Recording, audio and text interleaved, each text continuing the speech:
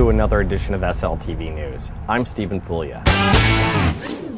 It's that time of year, Sugarland. Time for picnics, parties, and preparation. That's right, the official start of hurricane season is here, and the city of Sugarland spent time preparing with a hurricane exercise. City conducts an annual hurricane exercise just to get all of our staff back in the mindset of preparing to deal with any event. Gives everybody an opportunity to kind of get back thinking about what they need to do within their own departments, and then how the city reacts on a major scale.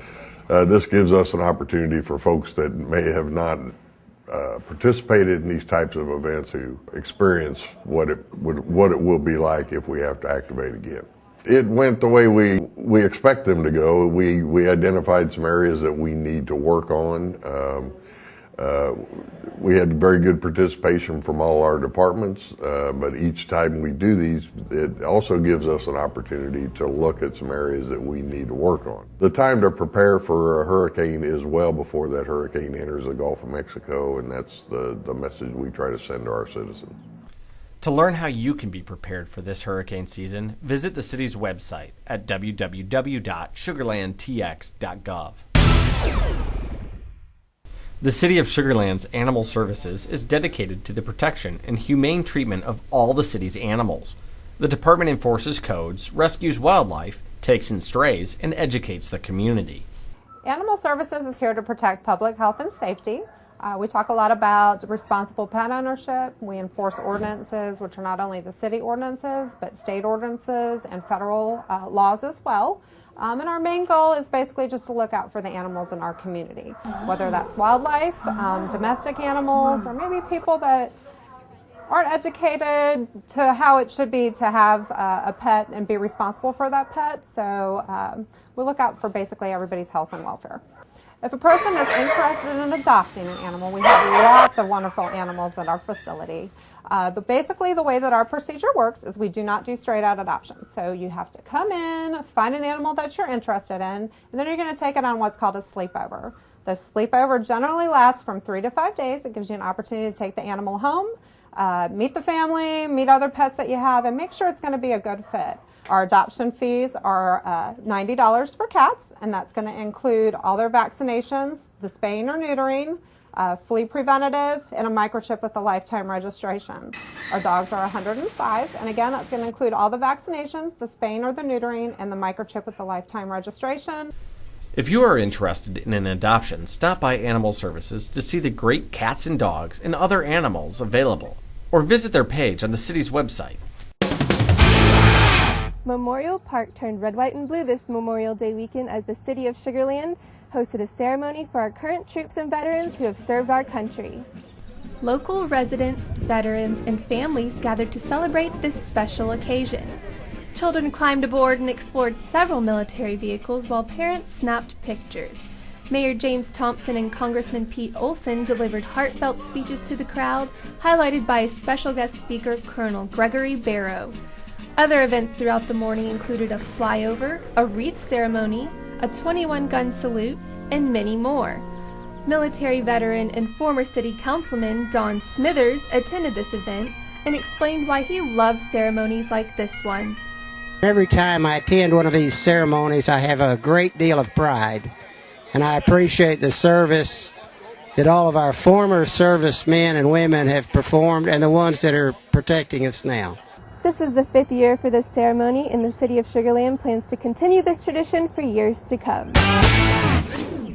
The City of Sugarland has an ordinance in place which requires all property owners and homeowners to trim the trees outside their property in order to keep roadways and sidewalks clear. The tree trimming ordinance states that the area above the street pavement needs to be kept clear of branches so that emergency vehicles such as fire trucks, trash trucks, and moving vans and other tall vehicles can get by without damaging the vehicles and without damaging the trees. In order to stay in compliance with the city ordinance, the branches need to be clear 12 foot above residential streets and 14 foot above non-residential streets in order for trucks to pass underneath. The city will work with the homeowners and the property owners to make sure that their trees are in compliance, continue to work with them, And if the trees do become out of compliance, then code enforcement will become involved. Trimmed tree limbs can be placed curbside for pickup, but must be no longer than 4 feet in length with a 4-inch diameter, or 2 feet in length with a diameter between 4 and 6 inches. When working with trees, it is best to hire a certified arborist or other professional, otherwise you could damage the tree without even meaning to. To find out more about tree trimming and how to find an arborist in your area, visit the website treesaregood.org. To learn more about the tree trimming ordinance, go to www.sugarlandtx.gov. As of June 1st, the city's recycling centers have closed, but that doesn't mean recycling is no longer available. Since the closure of the recycle centers on June 1st, all of our residents and commercial properties have access to recycle. The residents can utilize their green curbside recycling cart, put all of the materials in, and wheel it to the curbside. Since we just recently passed the exclusive franchise for solid waste at commercial properties, they do have the option to add a recycling program on site.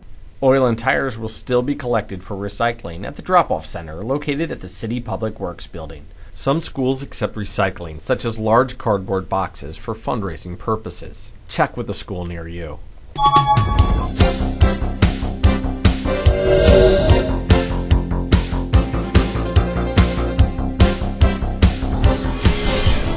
Welcome to the Sugarland social scene. I'm Priscilla Monroe, and here's what's happening on the city social media. To wrap up National Bike Month, we created a bike safety Pinterest board. Check it out and repin those pins. It's hurricane season, so be on the lookout for hurricane preparedness tips on our Facebook and Twitter pages. Hate getting bitten by mosquitoes? Well, check out our Facebook page for the 4 Ds of defense and stop those bugs from biting. Thank you for all the great feedback on National Trails Day. We love seeing all those comments. So next time if you see something that you like, just comment. Keep liking, sharing, and retweeting our posts. That's it for now. Until next time, stay social.